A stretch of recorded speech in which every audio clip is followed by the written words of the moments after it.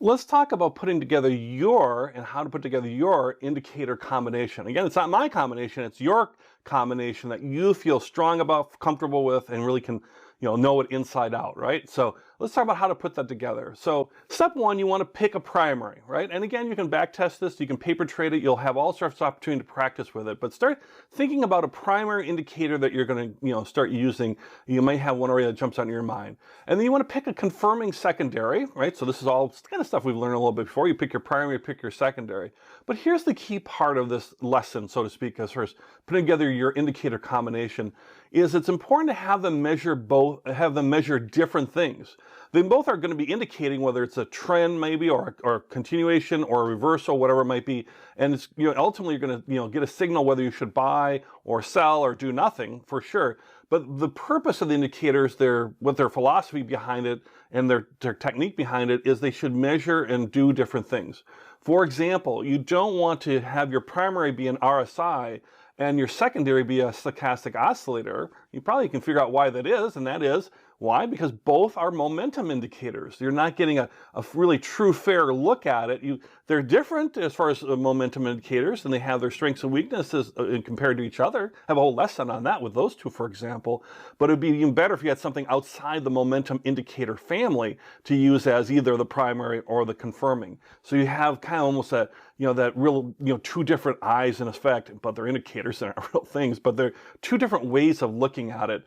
And if you get that, then you're less likely to have a false signal or something, because not only is my primary showing something, but something that's different family of indicators is also confirming the same thing that maybe, let's say, for example, this is a buying opportunity. And that makes it and then you'll feel much stronger in your trades and more confident in that, because you have these two different looks at it.